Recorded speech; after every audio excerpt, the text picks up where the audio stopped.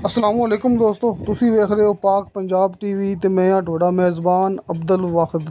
तो दोस्तों, सब तो पहला तुसी अपने चैनल नूं करो सबसक्राइब ते नाल ही बैल आइकन नूं करो ओके, ताकि साडी अगली वीडियो का नोटिफिकेशन तुहाडे तक पहुँचे। तुसी वो वीडियो वेखो सब तो पहले।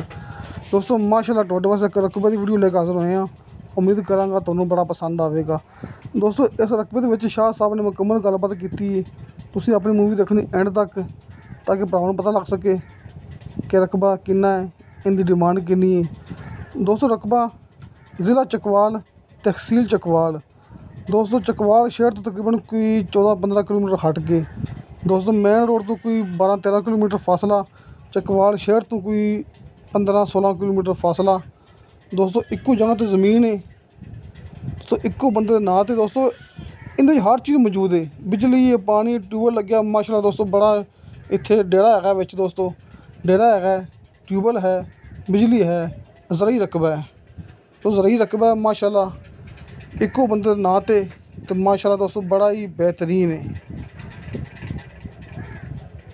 बाकी रकबा कितना है, इनकी डिमांड कितनी हैगी, दोस्तों सारी गलबात दसणगे शाह साहब।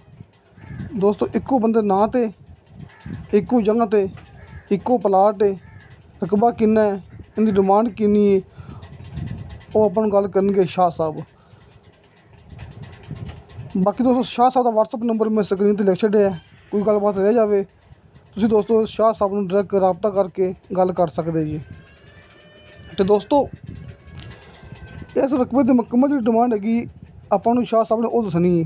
दोस्तों कुनाल की कीमत नहीं दसनी हैगी, जी इनकी मुकम्मल डिमांड दोस्तों जी मुकम्मल डिमांड है मुकम्मल, ये मेरा ख्याल कोई 86 कुनाल है।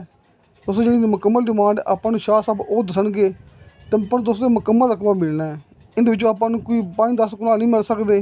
दोस्तों आपां ये मुकम्मल रकबा ले सकने आपां कोई 5-10 कुनाल, दोस्तों आपां इहदे विचों अद्धा भी नहीं ले सकते, क्योंकि मैनूं शाह साहब ने कहा है उन्हें विच गल कोई नहीं कीती सी। दोस्तों सामने आवाज़ लाना मेरा मकसद सिर्फ यही है कि आपां नूं रकबा मुकम्मल मिलना है, थोड़ा आपां नहीं मिलना है।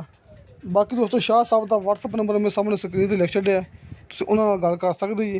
तहसील चकवाल, ज़िला चकवाल, मौजू का नाम है भी। दोस्तों मौजू का नाम है भी, चकवाल शहर तो कोई 15-16 किलोमीटर फासला। बंदे को लाई ने पहले। जी अस्सलाम वालेकुम भाईजान, कैसे हैं, खैरियत है भाईजान। ज़िला चकवाल, तहसील चकवाल। मेरे पास एक ट्यूबवेल रकबा है, बिजली यहाँ पे है, ठीक है, ज़बरदस्त रकबा है। ये आप चेक कर, ट्यूबवेल लगा हुआ है। तो ये 86 कनाल है, ठीक है। और इसकी जो डिमांड है ना, ये सब रकबा बंदा देना चाहता है।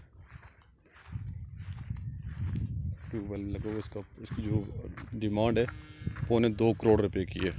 एक इसका मालिक है। अगर आपको चाहिए तो वो आप अब्दुल भाई से रब्ता कर सकते हैं। मेरा नाम नहीं बादशाह है, ठीक है। और ये माल की रकबा है, इसमें सब्जियां लगी हुई हैं, आपको दिखाता हूँ मैं।